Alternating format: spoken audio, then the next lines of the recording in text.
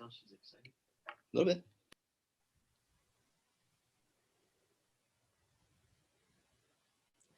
And so we're live on YouTube, Fischler College of Education, School of Criminal Justice. I'm Dr. Grace Telesco, and I'm joined by one of my favorite people of all times, Ed Dentzel from Unfound. And it's been a while, Ed. We haven't. We've had a little bit of a break, a little bit of a winter break, and Yes. lots of changes going on all over. But one thing that remains the same, that number one is our relationship, our friendship remains the same, and our affiliation and our desire to get the word out about these people who still remain unfound. And tonight's program is dedicated to Chelsea Cobo, and we're going to talk about her disappearance. We're going to talk about the case and some of the facts that are associated as we know the facts.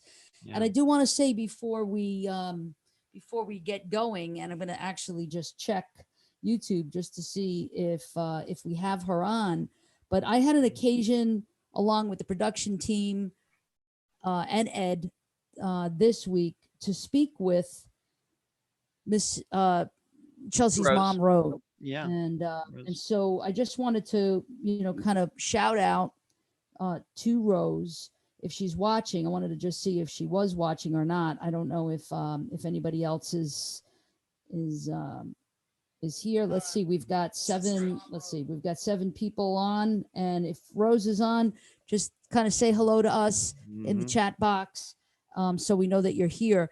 But what I did want to say before we launch into the program tonight is to just say how difficult it is for families. One of the greatest assignments that I was ever assigned to was as a first responder at Ground Zero for 1.5 years, and working directly with families, the families of those who were missing, and the trauma that's associated with that, the so many questions unanswered, and how difficult that is to live with that. And so a show like we have here, this program and your program, Unfound, gives voice to those who no one wants to listen to, that no one wants to hear it anymore. And so I just wanted to say thank you, Ed, to you, especially for the work that you do, for making people's voices heard, for reminding us of the missing, and a shout out to Rose, especially, and our hearts are with her. Yeah, absolutely. So without any further ado, and Ed, I have a couple of I have a PowerPoint with a couple of the imagery that you sent me. Great. So if you're interested, just let me know, and then I'll just share my computer screen with everybody so that they could see it. Okay. Yes, we have some maps and a couple pictures of Chelsea with contact info and everything else that will be shown during the next. I guess we're going to go for an hour. But yes, Dr. Telesco, it's good to see you again. It seems like just yesterday it was November, and we were talking about the disappearance of Robin Abrams, which because of that, I decided to revisit that disappearance in December. And it was a very popular episode, and got one of the investigating officers, got him interviewed. So that all came out of our last discussion. So I'm hoping in 2021 that some movement can be made on Robin's disappearance. And so here early in 2021, I'm hoping that our engagement tonight, talking about Chelsea's disappearance, that can happen, as well, moving in a positive direction. So it's good to see you again. And I share a lot of the same sentiments. You're one of my favorite people too. One of my favorite people that I've met in starting Unfound about 4.5 years ago. And we're still looking to maybe meet in person one of these days, though, when viruses go away or something like that. Possibly. Yeah. Well, or when we're both vaccinated, maybe that'll That's right. That's true. Yeah, that's right. Yeah. I don't know when that's going to happen for us. Yeah, but it'll happen sometime. I will get it when I'm on the list. Yeah. So absolutely. Yeah. But yes, we're talking about Chelsea Cobo tonight. And we were just saying, or I was just saying before we started this, you know, disappearances, if you look at them long enough and covered about 200 of them on Unfound, you can start to see patterns, put them into categories and groups, and you can learn a lot about one disappearance by looking at others that are similar. And I think that's a very scientific way of trying to learn more about missing persons cases. And that's learning more about them is, I think, how they're going to get solved. And I love on the program being able to teach the audience about missing persons theory using disappearances that we've covered in the past as examples. The tough part about Chelsea's disappearance is that it is so unique. And I say that as a guy who has covered about 200 disappearances and has read about a lot more, that still to this day, Chelsea's is unique. Probably the other one that could come close to hers, maybe, at least in Unfound's catalog, is Jessie Foster, who disappeared in Las Vegas back in the 2000s. And so you can check that episode out as well. But Chelsea's is so unique. And I think when we go through the facts, what was going on in her life at the time, I think all of you who are watching are going to understand why. So as you're listening to just me going through the facts, and once again, this is an episode, this is a disappearance that we just covered very recently on Unfound, just back in December of 2020. So after the last time that Dr. Telesco and I spoke, but I've actually been speaking to Chelsea's mother, Rose, since I think about 2018, if not before that. So I've gotten to know her very well. And I'm so happy that we could get together for an interview at the end of last year. So I've been living with Chelsea's disappearance for quite a while. In fact, when I first learned about it, it was probably only a year and a half old. And now here we are coming up, unfortunately, on the 5-year anniversary. So some things I want all of you to think about as I go through what was going on in Chelsea's life from the beginning of 2016 until she disappeared in May. The major points are these. How does someone disappear in the largest city in the United States? Number 2, sex trafficking. Could it be the cause of this disappearance? And number 3, what can we learn about people who are predators in talking about Chelsea's disappearance? Because that's something I think everybody, when we're done talking about this tonight, that's one of the points they're going to come away from, is that unfortunately Chelsea ran into the wrong people at the wrong time. And I think they took advantage of her. So going right into this, Chelsea Cobo is 22 years old from Brooklyn, New York. At the time of her disappearance, she was a mother of a very, very young son. Unfortunately, while she was pregnant, Chelsea had discovered that the father of her son, she caught him cheating on her. And because of that, she ended up moving back in with her mother, Rose. Now, you should understand something, just to make this clear. Rose is technically, at least biologically, Chelsea's aunt, but she got custody of Chelsea very early in her life because Chelsea's biological mother had some issues. But her biological mother lived in the same house. They all ended up living in the same house. Rose, Chelsea, Chelsea's biological mother, and other family members. And the big event that kind of started this, I'm not going to say, of course, it started the disappearance, but kind of put everything on the path, was that in early 2016, Chelsea's biological mother died. And of course, she was nowhere near the age of a woman. I think the average age of a woman dying in the United States is 78 years old. She was nowhere near that. And so it affected Chelsea very deeply. She did not react to it in a strong way. It hurt her very much. Having lost my mother, I know what that's like. And for her, though, she went into a deep depression, and her family was worried about her. And so Rose took it upon herself. And I think to this day, I think that this was the best course of action to take, is that Rose admitted Chelsea to a hospital in New York City to try to fight through these things, get her the help that she obviously needed, whether it was just counseling, medication, seeing a psychiatrist, whatever it took. I think that Chelsea's family supported all that. But while she was in there, and this is something that in my interview with Rose that she brought up, I think it's a very, very good point, is that why would a young woman like Chelsea, who has depression, had no history of drug addiction or any addictions whatsoever, be put in the same room with another young woman around her age who was a drug addict? And not only was this young woman a drug addict, she had a record. But they're in the same room. Chelsea's in there coping with the loss of her mother. This other young woman, who is, you're going to hear about her, not a very good person, is in there for a drug addiction. Well, they share a room, they're roommates, and they get to be friends over the course of 2 weeks that Chelsea is in the hospital.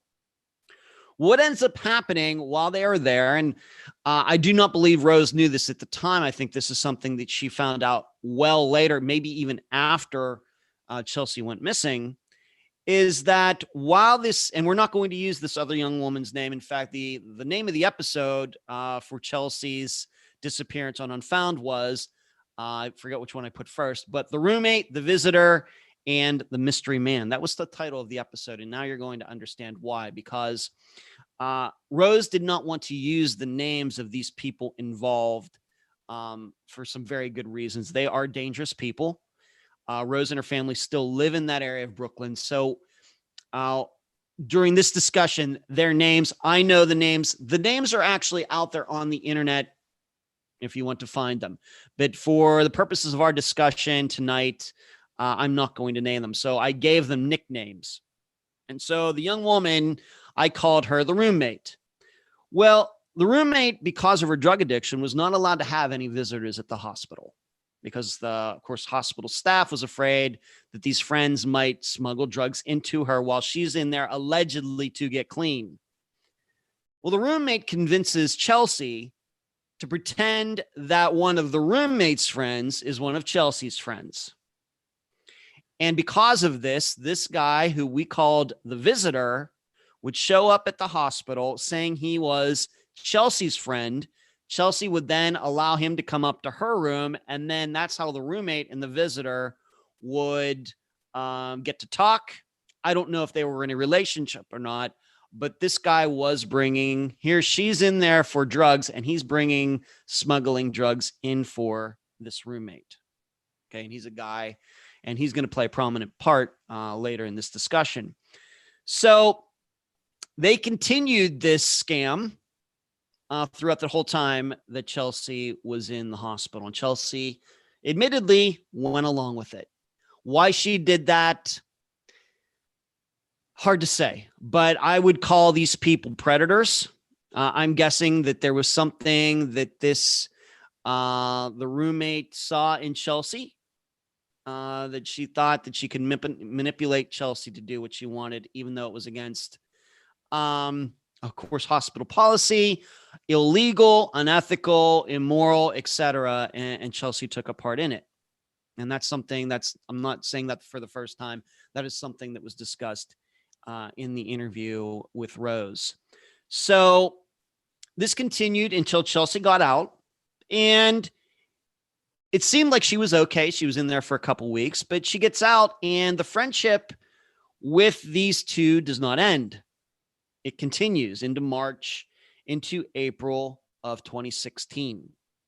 And I don't know if we have any accurate accounting of how many times Chelsea saw them, but they were definitely new friends of hers. And eventually, of course, the roommate got out of jail, or not out of jail, but out of the hospital and managed to stay out of jail during this time. But you should know, I think, that the visitor, this guy, I think he's actually in jail now as of 2021, or at least was in 2020. So these aren't the greatest people, but unfortunately, Chelsea continued to be friends with them, meeting them. Once again, we're not sure how many times or anything, but that is believed. So we then move up to April, later in April of 2016. And Chelsea comes home one night on a weekend, and she is bruised. She's kind of out of it. And immediately she's taken to the hospital by Rose. Something is not right. And it turns out that she'd been drugged up. She had been raped, possibly even robbed. And when she does get her senses again, everything, she cannot remember what happened. She cannot say who she was with, where she was, who did that to her. She says she has no recollection of it. Now, I have to admit that there is a part of me, once again, as an analyst of missing persons cases, that I'm open to the idea that maybe Chelsea did know and just didn't want to say. That's very common in rapes, where women really do not. They're afraid even more violence might occur against them if they name any names. But it is a fact that she was taken to the hospital, and this was all proven that she had been drugged, she had been raped.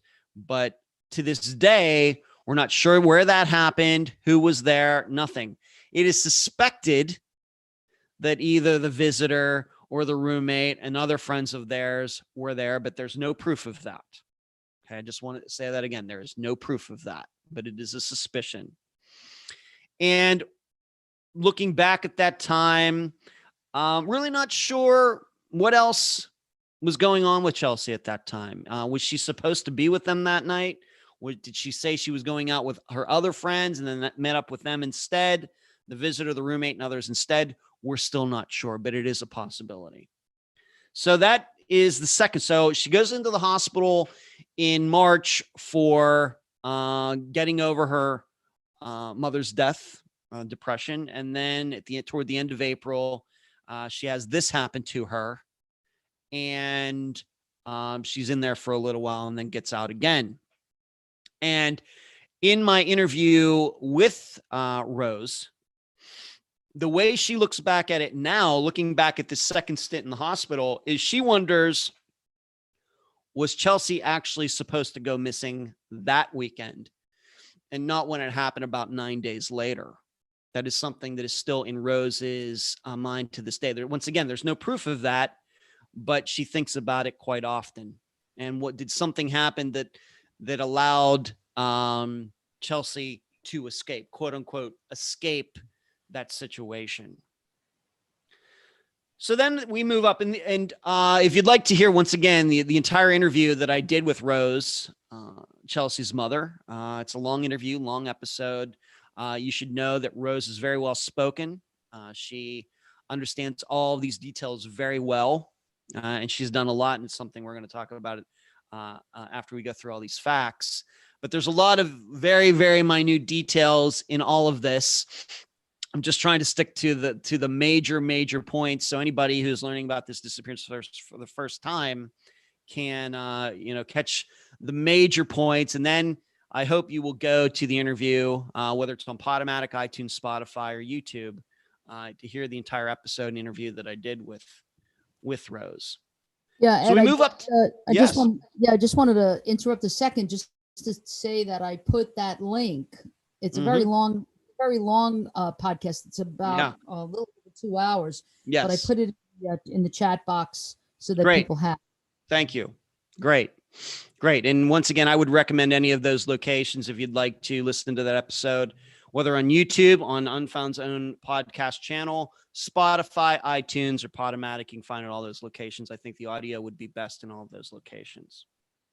So we move up to May 6th, 2016. And I think that looking back at it now, I think that Chelsea's family knew something was going on with her, and it didn't have necessarily anything to do with her being raped, a week or 10 days before that. I think there was a belief out there that she might have developed some sort of addiction that came from meeting the roommate and the visitor, a month and a half before that. Well, on that day, May 6th, Chelsea just volunteered that she was ready to go to rehab. And she actually showed Rose drugs that she had that, of course, she shouldn't have had. And Rose was all for that. She said, sure, here to help. Anybody who knows Rose would not be surprised by that. She's very gung-ho. She says, yeah, let's do this. And so what happened was, being that they live in Brooklyn, they Rose drove Chelsea to Lutheran Medical. But unfortunately, I didn't write it down, but there was something that happened where, when it comes to rehabilitation and drug addiction, had been moved out of that hospital. There was some technical issue there that the hospital said, well, if that's what Chelsea wants, then she's going to have to go to St. John's, which is north of there, in Yonkers. And it's not close. It's like 20 some miles away. And in New York traffic, it's like an hour or something crazy like that, of course, depending on the time of day. So the hospital volunteered, said, well, you don't have to drive her the whole way up there, Rose. We'll just put her on hospital transportation, and we'll take her up there ourselves. No problem. Well, what they didn't tell Rose is it was going to take all the day to do that. It's not like the transportation was going directly from the one hospital to the next. So Chelsea's in this, I don't know, if some type of van or something, and this van's going all over the place. And one of the destinations was going to be Yonkers. It's no different like than being like on a school bus. And all the time, Chelsea is talking. I think she even talked to Rose herself while she is on this trip, going once again to the Yonkers hospital. Takes all day. So Chelsea gets there, and she ended up making a comment to somebody, and this was something that came up in the interview with Rose, is that she looked at all these other people who were there for what she was supposed to be there for, and she goes, well, I can't be around these people. I don't have as big a problem these people do. And somehow the visitor, once again, this guy that she had met a month and a half ago, this friend of the roommate at the first hospital, this guy who should not have been going to that first hospital and having access to that room where Chelsea and this other young woman were, this guy ends up at the St. John's Hospital in Yonkers and picks Chelsea up. And while this was going on, Rose was at home. And there was a guy that had gotten to know Chelsea somehow through one of her hospital stays or something like that. And somehow he found out that Chelsea had left that hospital with the visitor, this guy.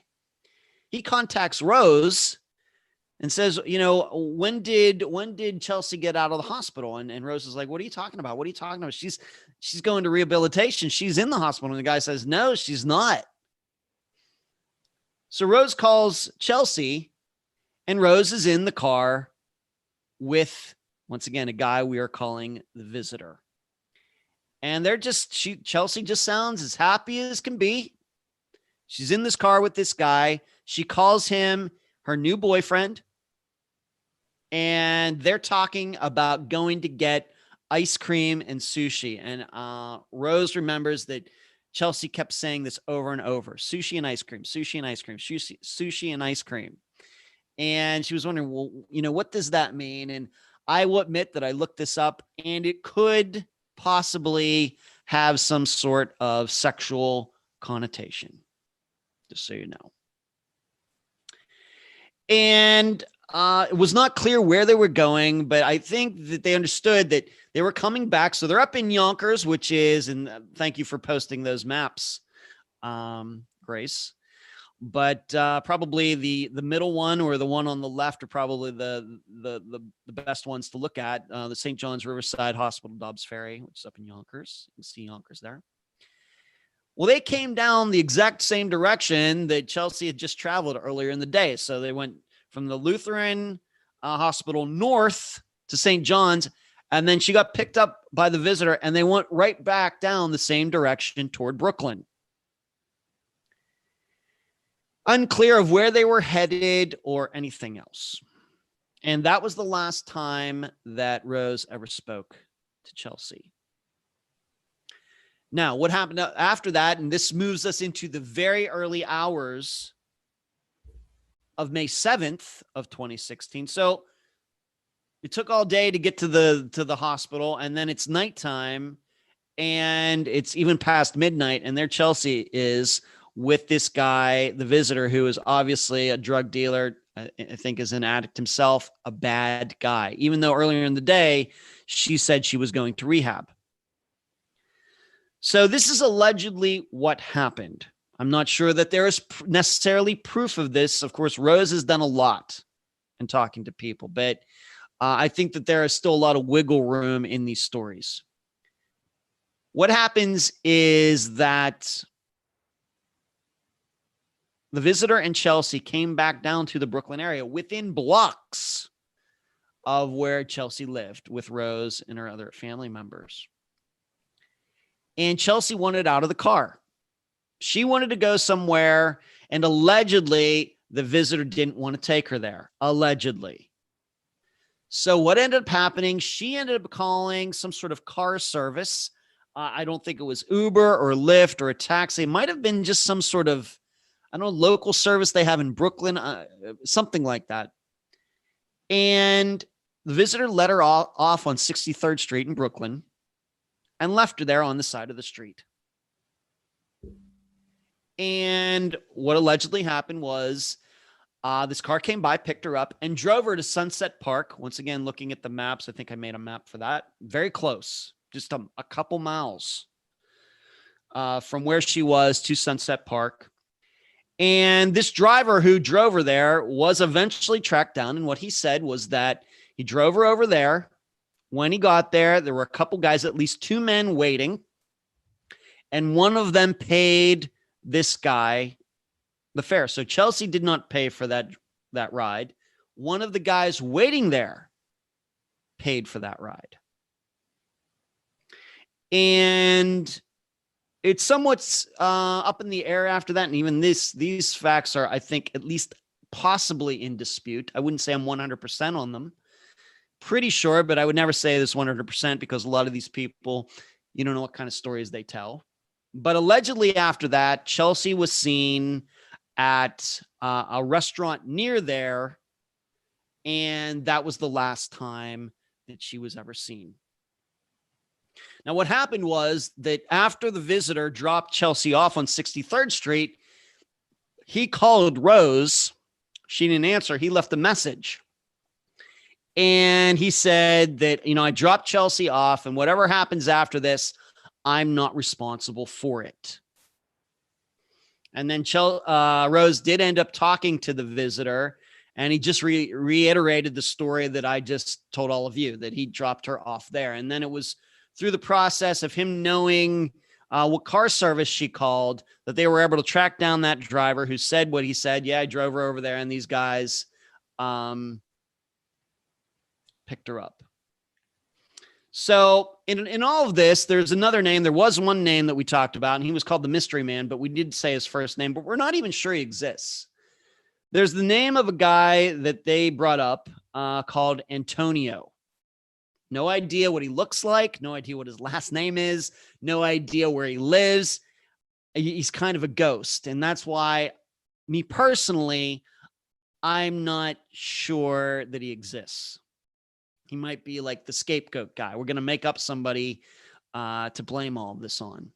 Allegedly, he was there at Sunset Park in this restaurant. And I think this was a name, actually, that the roommate, once again, going back to that young woman, that she mentioned in talking about who Chelsea went off with. All right. And almost 5 years later, this is as far as we've gotten. You should know, though, that Rose, very early on, has worked tirelessly to talk to these people. She's actually gone and spoken to the visitor, this guy who was driving Chelsea around that night. She's talked to him in person. Sat right across a table from him and asking, and he still claims to this day he has no idea what happened to Chelsea. Rose had also got, I think, to talk to or had a run-in with the roommate once, maybe even by accident, but she's gotten to spoke to the roommate's mother.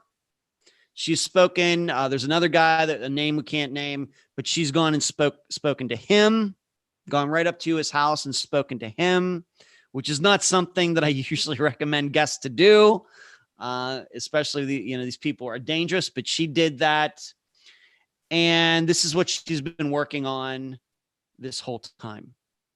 And you should know that if you believe, once again, going back to the points that I brought up before, I started talking about this. Number one, how does someone disappear in the largest city in the United States? Disappear right smack dab in the middle of Brooklyn.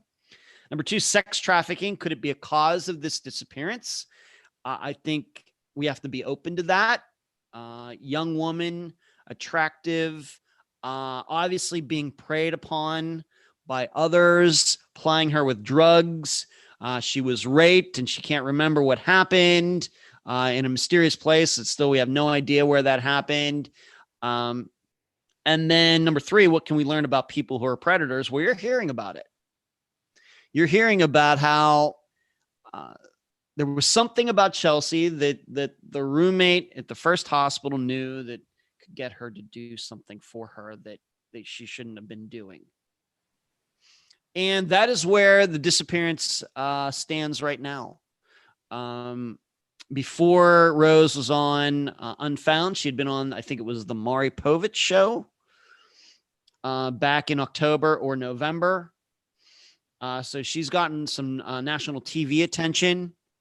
I know that she's coordinated with a lot of other missing persons experts and family members. She knows one of my favorite people in the missing persons community, Mary Lau, who, of course, lost a daughter disappearance in New York in 1998. So Rose has done a lot. She has a lot of information. She's talked to a lot of people. She's talked to as many people regarding her daughter's disappearance as any guest that we've ever had on Unfound. And she's a wealth of information. She has tons of notes, recordings, etc. It's a wealth of information, but here we are doing this episode on January 25th, 2021, and still there's a lot of questions that haven't been answered. Yeah. So that is in general. Once again, I would urge you, there's a lot of fine details and all of that. Once again, because Rose has done such great work that we could be for hours talking about all of it. We just have an hour here, but those are the major points of the disappearance of Chelsea Cobo. Thank you, Ed. It's interesting. In the beginning of the program, you mentioned your suspicions around human trafficking and sex trafficking. Mm-hmm. What made you think go down that road and think in that direction? Well, I could tell you, even though I do a missing persons program, I think I would like to call myself a missing persons expert. I think that sex trafficking is responsible for a lot less disappearances than people think. I realize there are sex trafficking advocates out there who surely know more about the entire environment than I do. But I can tell you that of the disappearances that we've covered on Unfound, and I think it's a random selection, both men and women, old and young, United States, Canada, one disappearance of an American in Africa, that hardly any of them have anything to do with sex trafficking as far as I can tell. But Jessie Foster certainly does. In fact, she was sex trafficked from Canada to Las Vegas. That is accepted fact. And it was known very early on. Her disappearance is like 15 years old now, or even older. Chelsea's, I think you have to be open to it. I think you should be open to it, once again, because of her age, because of what we know happened before she went missing, what went on in the first hospital, how she was raped, the kinds of people that she was around, even going to the point that you and I talked about this before we started the show tonight, that there is a suspicion I have, once again, as an expert, and this is nothing against Chelsea at all. Okay. I hope she's found tonight, tomorrow at the latest. But there's a part of me that believes she was not serious about going to rehab. I don't know how you can be serious about going to rehab and then hours later you're riding around with the guy who got you drugs in the first place, who started this whole thing, a month and a half before that. I don't know how that can be rationalized other than to say, and she obviously did not want to go home. She was within blocks. He could have let her out right there. She could have walked home. She didn't. So, she was doing things that I think that she didn't want people to know about. This is also falls in line with Jessie Foster's disappearance, where she was sex trafficked. In fact, she went back to Canada all by herself for, I think it was Christmas. A few months before she disappeared, she was there by herself and never told anybody that she was a prostitute in Las Vegas. She was being forced to do it. Her jaw had been broken. She had been charged with prostitution. She was there by herself in a totally different country and never told her family a thing. And so I know that those are facts. And so I think about that when I think about Chelsea's disappearance. And I think I see a lot of the same things, maybe not as drastic, maybe not as clear cut, but certainly along that same vein. And so that's why I'm open to it. I don't know. I think we're still a lot of different possibilities with Chelsea's disappearance. But if you ask me about sex trafficking, those are the things that make me think about it. But that doesn't mean it actually happened. Got it. Sure. I know that we've been in touch with Rose, especially today, and we've been talking via text, etc., email. And I know that my production assistant right now is fielding some text messages from Rose right now. Great.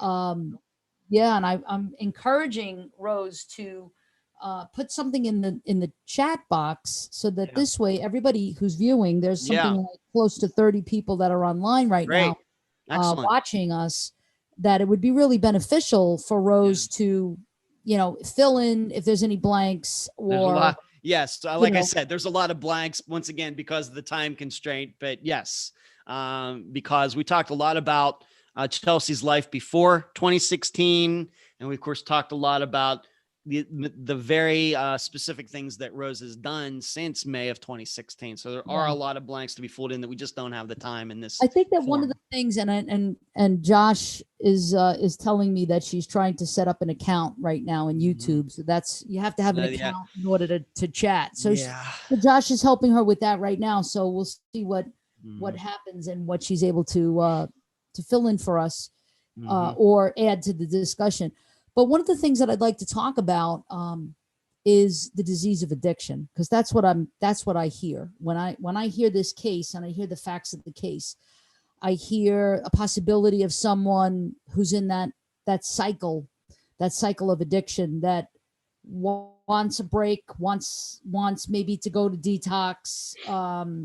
Rehab is a little bit longer. Detox is usually a few days.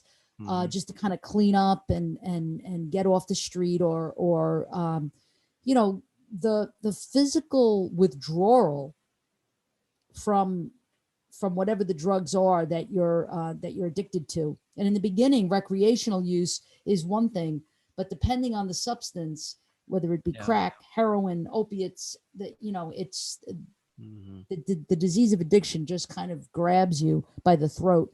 And so there might be this intention to get clean, or an intention to get off the street for a little while, or an intention to stop this terrible cycle of withdrawal, getting your fix, getting sick again, just chasing after the high. And it's a full-time job. For those who are really in the grips of addiction, there's nothing fun about it anymore. It goes into a whole nother realm. And the other thing about addiction is that it places us in vulnerable positions. Yep. And this is not in any way, shape, or form to blame the victim, because that we don't do that. They make Neither one of decisions that us they does normally that wouldn't ever. make. They just make decisions they normally Well, wouldn't make. that's the thing, and the disease of addiction brings us to places where you never thought you'd have gone before. And you hear recovering addicts talk about, the degradation, the group of people that you surround yourself with. These are not your friends. These are not people that are looking out for your best interest at all. And so this was what makes Chelsea such a vulnerable, Yeah, she was very vulnerable. target, Absolutely. Yes. right? A Yes. vulnerable target. And so that's a very sad, it's a very sad state. Now, Yeah. where's the police in all of this? I'm wondering. Well, it's hard to say.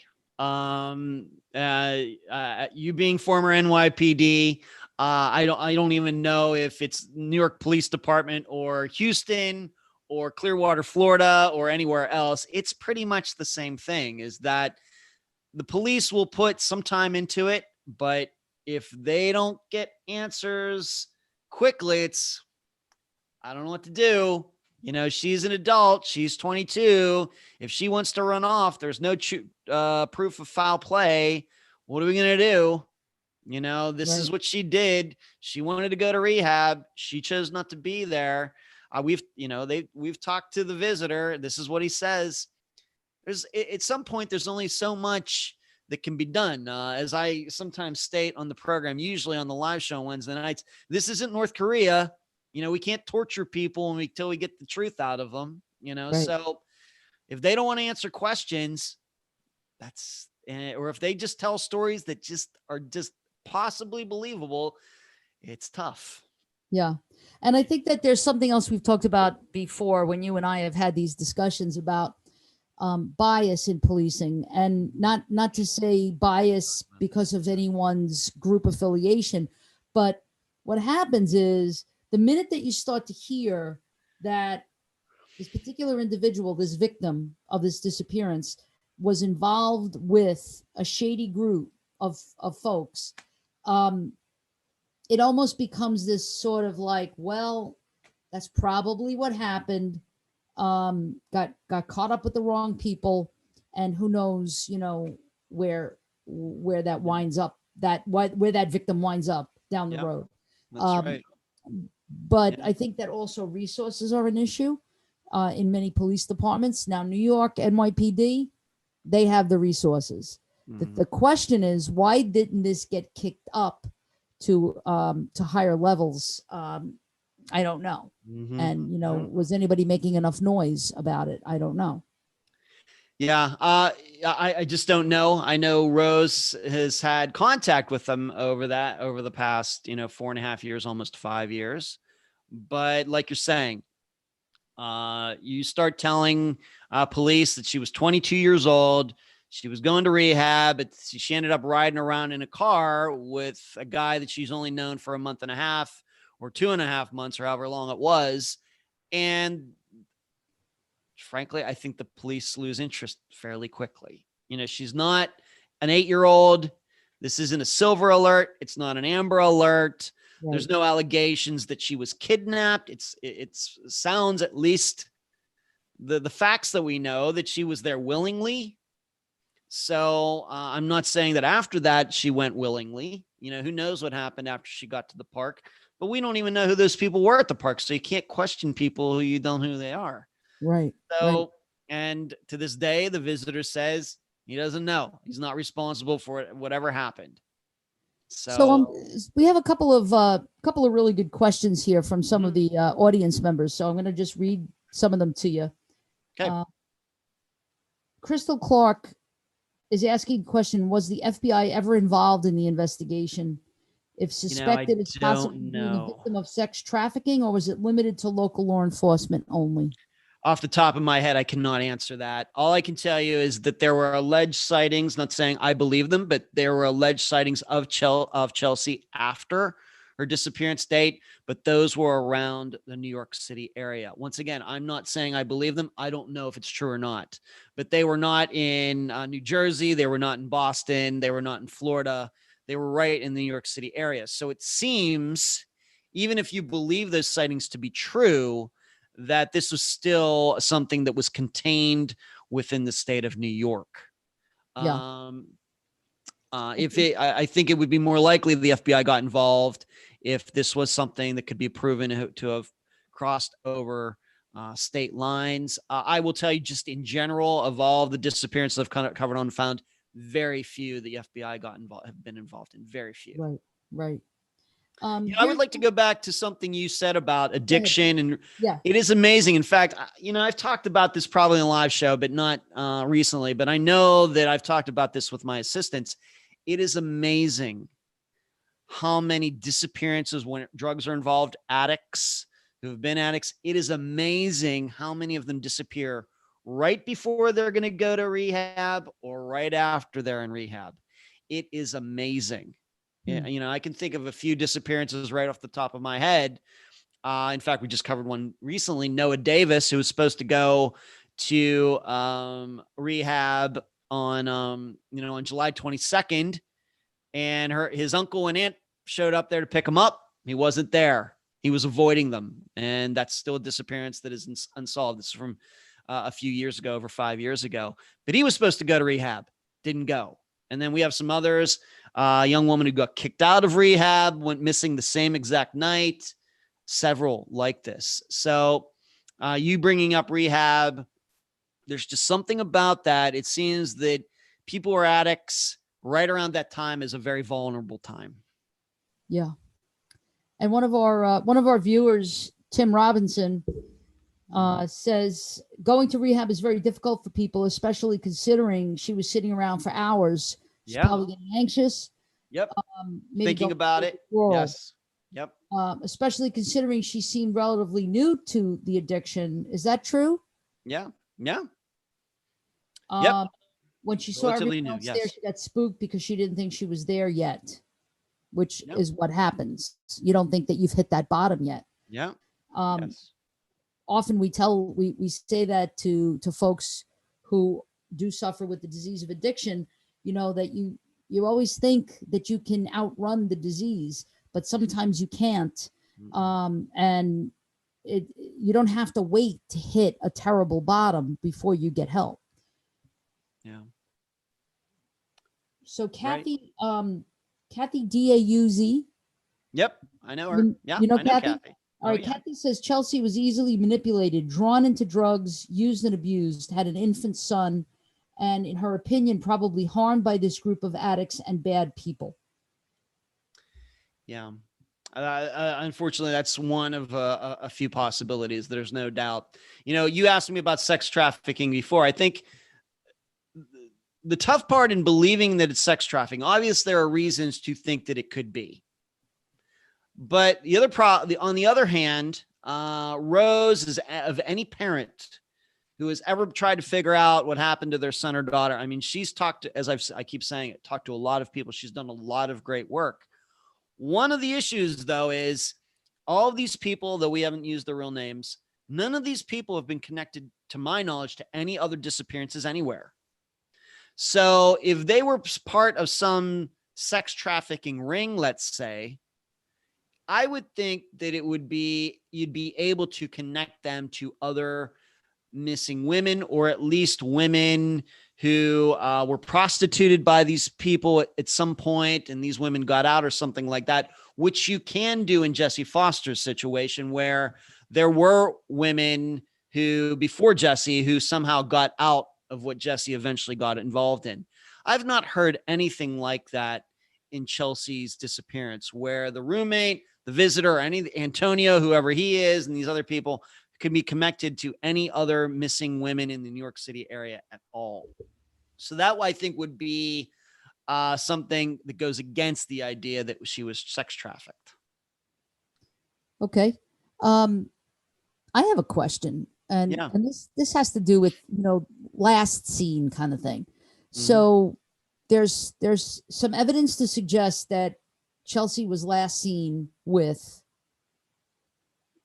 your nickname. In the car with the visitor who he dropped her off on 63rd Street. So we're not sure he was the last person to see her. In fact, to believe him, he was not the last person to see her. But like I said, I believe there's still some wiggle room in there, whether he's telling the truth or not, but it's accepted that he dropped her off. So, but here, so I guess here's the question.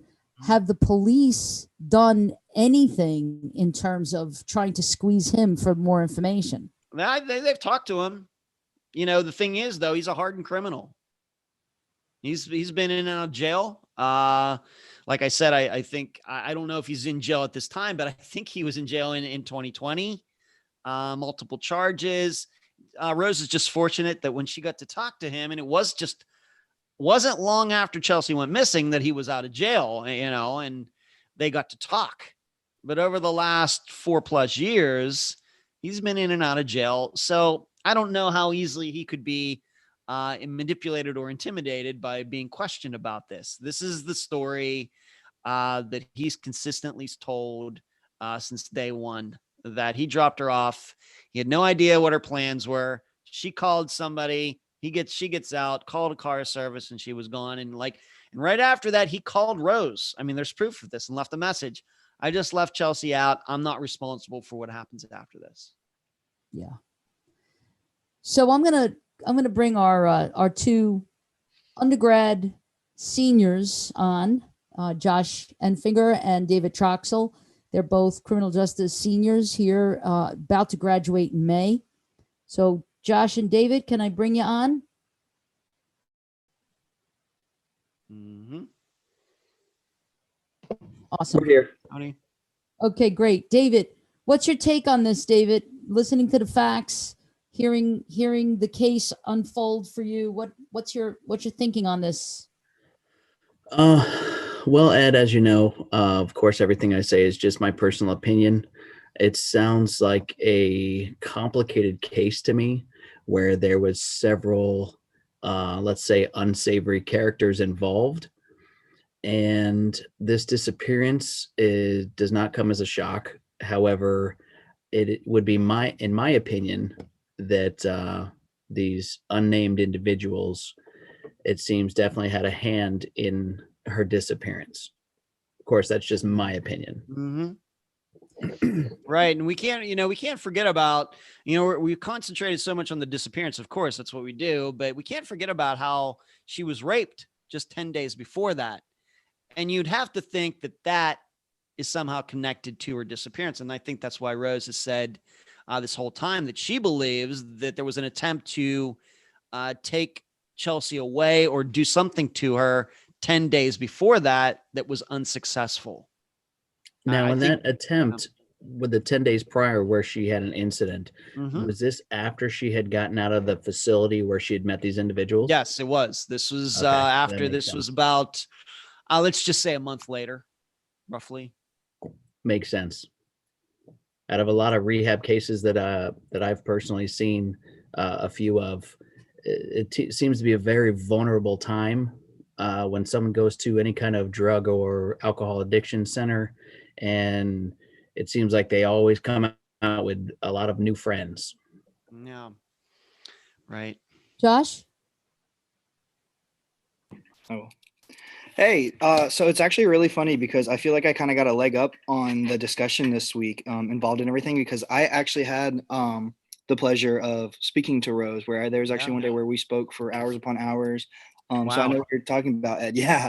I was kind of calling because I wanted to hear some of the extra That's info. a good education right there, Josh. Absolutely. This, yes. That's what I'm saying. Definitely work with Nova. You definitely get a lot more opportunities and you think. You get to learn a lot more information. And it's especially considering, I noticed all the questions from Facebook, there's been a lot of questions about like all the sex trafficking and everything like that. So like through Nova, I've been seeing like the information that Rose has been telling me. And like I said, there's certain stuff that, and there's even like certain evidence that she has been showing me. I just don't want to relay it because like I said, it's not my information. However, I have related to Dr. Telesco, and it just seems so heavily lifted towards like sex trafficking, but you don't want to like say it's going that way because you don't want to be wrong. But it's just been, from what she's told me, and like even from what I've heard tonight, it's one of those like push pulls where it's like you have to have an open mind when you come into this degree, when you come into this setting. Yeah. Yes. But the more information you see and the more information you hear, the connections that are made through websites and through numbers and through different, private investigators that have found info, even upon like her own researching and her own recordings, it's, you know, it makes you want to believe that she's out there somewhere for sure to be found. Yeah. The reason sex trafficking comes up, obviously, given everything that we've talked about, is most importantly, Chelsea falls into the demographic. She's the right gender. She's about the right age. She's vulnerable. She has an addiction that could be used to manipulate her, and she's around all the wrong people. Okay. Those are all, you know, in contrast to, let's say she was it was a guy, a 50-year-old white guy from Lawrence, Kansas, who's a farmer and disappears. Nobody would think that he was sex trafficked. But being that Chelsea is who she is in the city she was in and all of that, you know, it all lines up. That doesn't mean it was that. It very well could be that they just went to a party somewhere that night. She was going to some party and she overdosed and everybody covered it up, which is very common too. We talk about that on Unfound. But given Chelsea completely as a person and what was going on in her life and hearing about all of this put together, we have to talk about it. If the facts were different, then sex trafficking probably would not come up. And I also will say, I just asked her, however, I feel like I'm going to go ahead and relay this information. Basically, Rose is actually in the Facebook chat now as Gino. She said she was able to use a friend's account. She was having issues with hers. Mm-hmm. Yeah, on YouTube. So if anybody has any questions, or like I said, if we do want to hear certain things from her, she is actually seen as Gina right now. So okay, great. Thank you. Great. So yeah, I just want to say to Rose that if there's any last words that you'd like to say and share, to please do so in the chat box, and I'll make sure I read them out loud for everybody. I know that there was a couple of facts that you wanted polished and tweaked a little bit, and just wanted to give you that opportunity now to do that. So I don't know if she's gonna add anything. But she's getting a lot of support. Yeah, and, of course. Great. I do want to kind of end the way I started, which was by saying how difficult this is for families. That this is the beauty of the work. It's the painful part of the work, but it's the beauty of the work is that we give voice to those who feel no one's listening to them, especially as time goes by. And this is in the rearview mirror now, you know, the year 2016, and we're in the year 2021. And you wonder, is anybody really care? Is anyone still working on this case? Is anybody still caring about this case? Right.